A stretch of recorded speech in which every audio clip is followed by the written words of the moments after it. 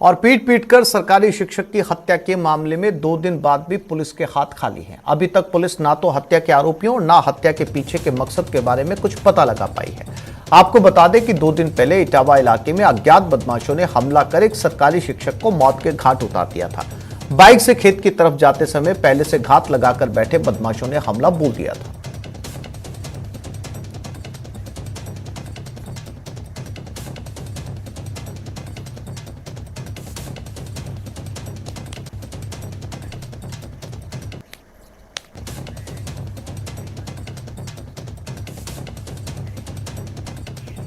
टोंक के मालपुरा में चोरों ने मकान के ताले तोड़कर 10 मिनट में 5 लाख रुपए के आभूषण और नकदी चुरा ली। खास बात यह है कि चोरी की पूरी वारदात सीसीटीवी में कैद हो गई। आपको बता दें, मालपुरा में पिछले 2 महीने से लगातार चोरी की वारदातें हो रही है और इस सब के बावजूद आज तक पुलिस चोरी के इन मामलों की जांच पूरी नहीं कर पाई और ना तो आरोपियों को गिरफ्तार कर पाई है।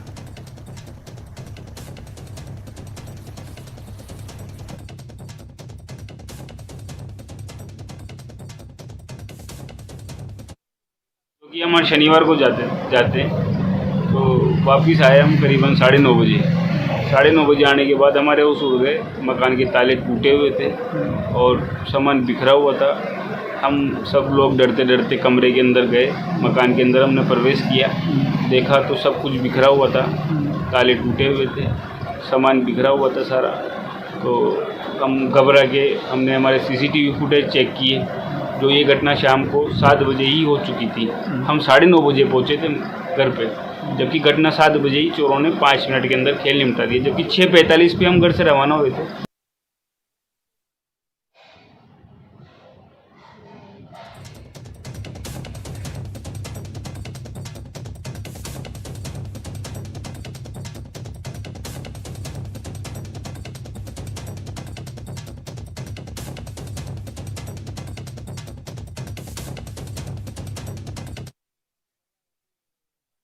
पीटीईटी परीक्षा 3 जुलाई को आयोजित की जाएगी। आपको बता दें, प्रदेश के बीएड कॉलेजों की प्रवेश परीक्षा पीटीईटी के लिए अभ्यर्थी अपना प्रवेश पत्र डाउनलोड कर सकते हैं।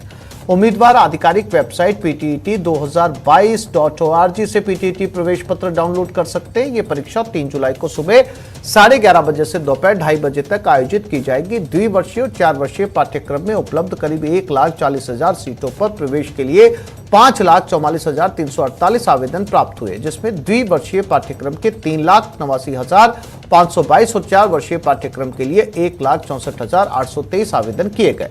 इस परीक्षा के लिए प्रदेश भर में 1580 केंद्र बनाए जाएंगे।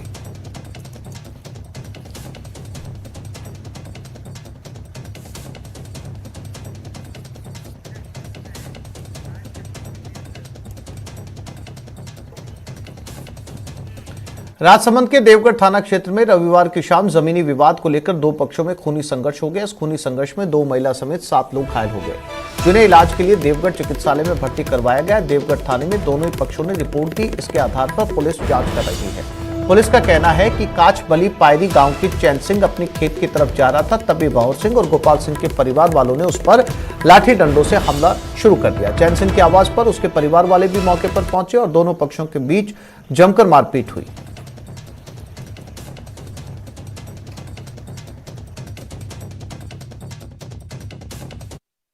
मेरे ऊपर लठ लेकर आए थे, तीनों बाप बेटे। वो है ना, पापा मेरे को बचा रहे थे, मेरे अंकल मेरे को बचा रहे थे, यानी उनके बेटे हैं ना विनोद सिंह और गोपाल सिंह, तीनों बाप बेटे मेरे ऊपर लठ लेकर आए थे। और है ना, भवर सिंह के हाथ में हॉकी थी, विनोद सिंह के हाथ में एक बड़ा लठ था और गोपाल सिंह के हाथ में भी लठ था। मैं ना अपना जा रहा था, वो तीनों एकदम आए, मेरे को पता नहीं था वो मारने वाले क्या करने। प्रदेश में एक और जहां कांग्रेस मिशन 2023 की तैयारी में जुटी है, वहीं दूसरी ओर पार्टी के नेता पार्टी की टेंशन बढ़ा रहे हैं। बार बार मंत्री विधायकों के मनमुटाव खुलकर सामने आ रहे हैं, जिससे पार्टी को तो नुकसान हो ही रहा है, सरकार की छवि भी धूमिल हो रही है। देखते हैं रिपोर्ट। दिल के फफोले जल उठे सीने के दाग से, इस घर को आग लग रही घर के चिराग से। आपने ट्रांसफर करा, डॉक्टर को कह दिया, एक बार मंत्री जी से बात हो गई, भाई तू ज्वाइन कर ले। जहाँ भी आपने ट्रांसफर करा कह दिया था ना, उसके बाद में कल स्थानांतरण आपने कहा कि जिनके स्थानांतरण हो गए कैंसिल नहीं करेंगे, ये कैसे कर दिए? ये तो एक वानगी है, ऐसे कई मामले हैं। सच तो ये है कि आपसी मनमुटाव बार बार खुलकर बाहर आ रहे हैं। सत्ता पक्ष के विधायक ही बार बार सरकार के मंत्रियों की कार्यशैली पर सवाल उठा रहे हैं। ताजा मामला किशनपोल विधायक अमीन कागजी का है, जिन्होंने डॉक्टर्स के तबादलों से नाराज होकर अपनी ही सरकार के मंत्री के निवास पर धरना दे दिया। विधायक के ये आक्रामक तेवर मीडिया की सुर्खियां बने और पार्टी में एकजुटता दिखाने में जुटी कांग्रेस के सामने एक नया संकट खड़ा हो गया। विपक्ष ने इसे लेकर सत्ता संगठन पर ताने कसे और कांग्रेस को सवालों का जवाब देना भारी हो गया। कांग्रेस अब केवल इतना कह रही है कि कांग्रेस एकजुट है और मिशन 2023 हर हाल में पूरा होगा। हम सभी 2023 में पूरा सरकार बनाएंगे, 24 में मोदी सरकार का तख्ता पलटाएंगे। अमीन कागजी सत्ता पक्ष के अकेले ऐसे विधायक नहीं हैं जिन्होंने अपनी ही पार्टी की सरकार के मंत्री को घेरा है। पिछले दिनों में बार बार ऐसे वाकये सामने आए। मंत्री अशोक चांदना मंत्री पद को ही जलालत भरा बता चुके हैं, तो दिव्या मदेरणा जलदाय मंत्री को रबड़ स्टैंप तक कह चुकी हैं। डूंगरपुर विधायक गणेश घोगरा अपना इस्तीफा भेज चुके हैं, तो वहीं राजेंद्र विधोड़ी कह चुके हैं कि सीएम गहलोत रीट की सीबीआई जांच से डरते हैं।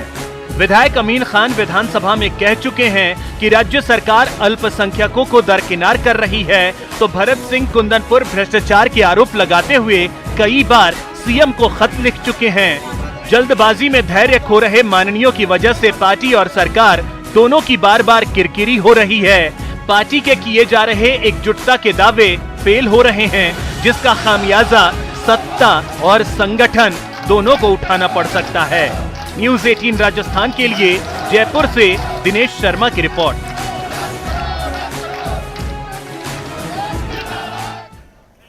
कोटा में ठेकेदार की लापरवाही ने एक युवक की जान ली। पानी से भरे गड्ढे में बाइक गिरने से मौत हो गई। घटना से स्टेशन क्षेत्र के व्यापारियों में गुस्सा है। दुकानदारों ने विरोध स्वरूप अपने अपने प्रतिष्ठान बंद कर दिए।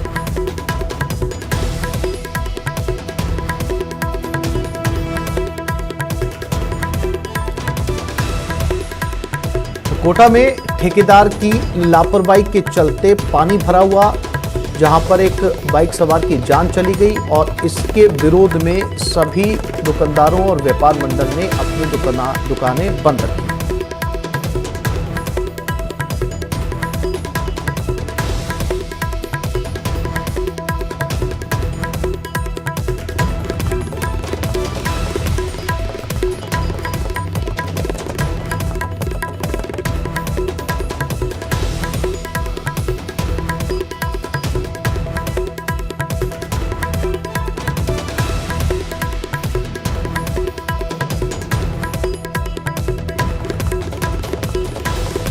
कोटा में ठेकेदार की लापरवाही को लेकर आज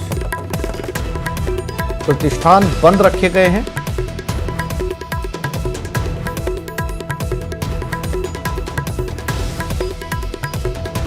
बताया जा रहा है कि ठेकेदार की लापरवाही थी, जिसकी वजह से एक युवक की जान चली गई। पानी से भरे गड्ढे में बाइक गिरने से ये मौत हुई है। ओम प्रकाश कोटा संवाददाता हमारे साथ जुड़ गए।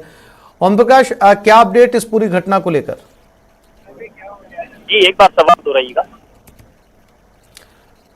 ओम प्रकाश, मेरी आवाज मिल पा रही है आपको? जी जी, सवाल दोहराइएगा। ओम प्रकाश, क्या अपडेट इस पूरी घटना को लेकर? क्या किसी तरह की कानूनी कार्रवाई इस ठेकेदार के खिलाफ की गई है?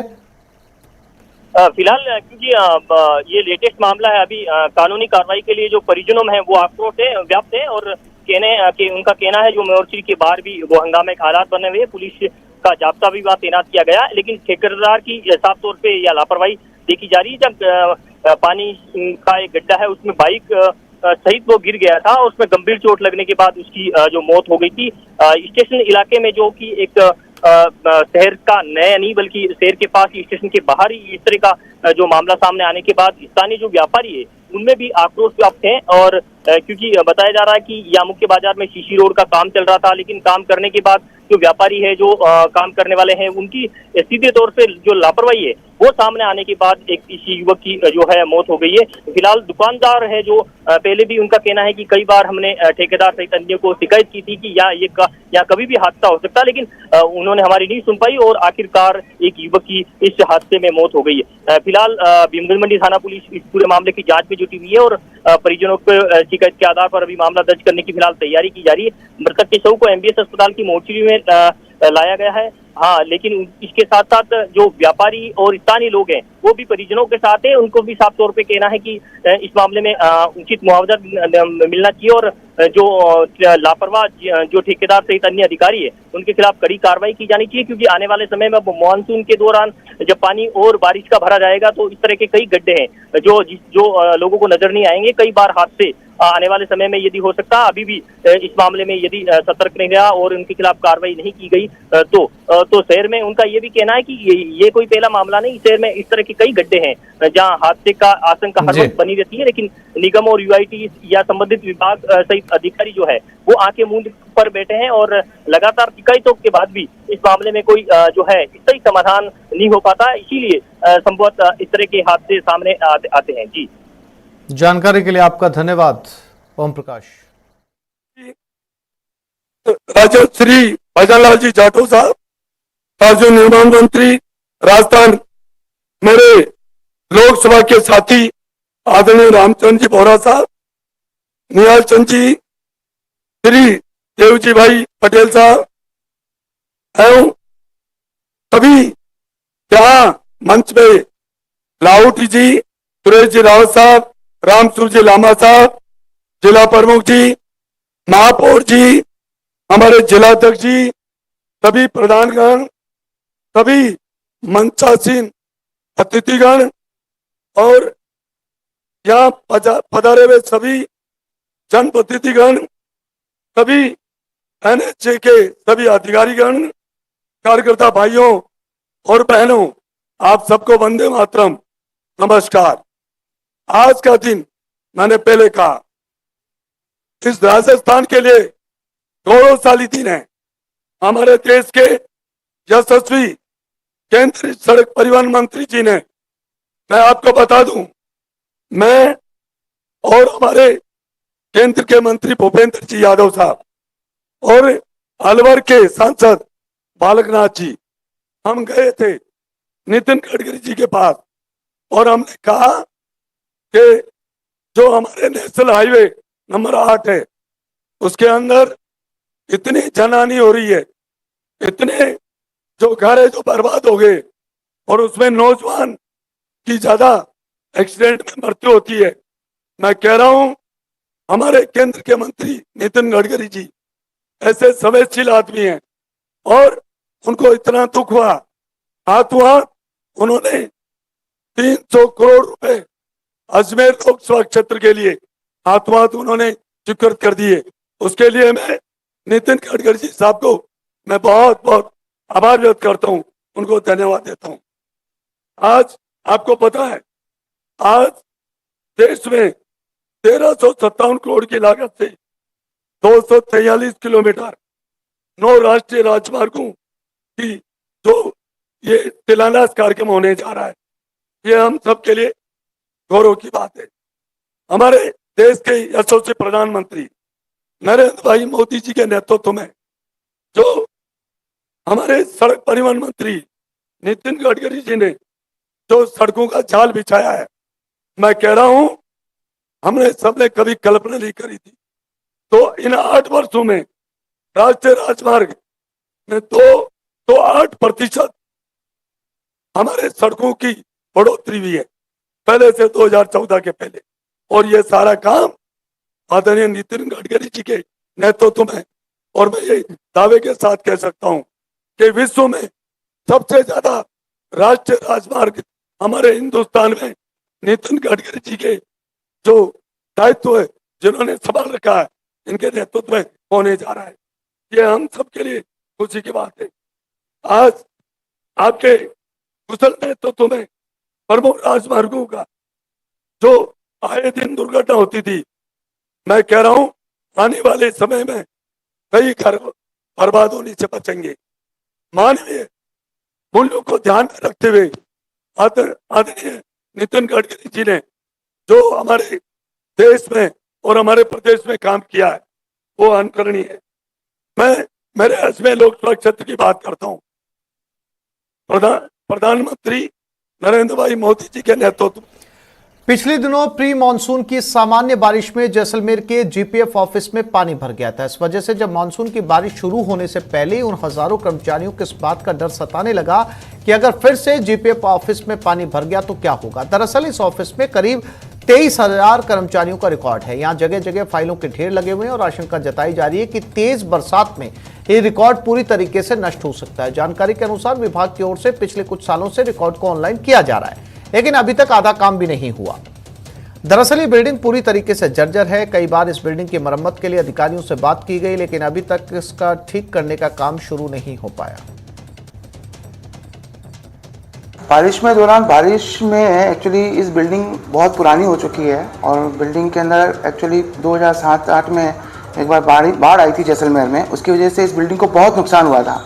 उस समय पीडब्ल्यूडी ने शायद ये लिख दिया था इसके अंदर कि इस बिल्डिंग को वापस यूज़ में नहीं लिया जा सकता है, लेकिन उसके बाद में भी लगातार 20 सालों से इस बिल्डिंग में कोई भी मरम्मत का कार्य नहीं हुआ, जिसकी वजह से ये बिल्डिंग इतनी जर्जर अवस्था में चली गई है कि बारिश के दिनों में बारिश बाहर चालू होती है और बिल्डिंग के अंदर पानी आना चालू हो जाता है।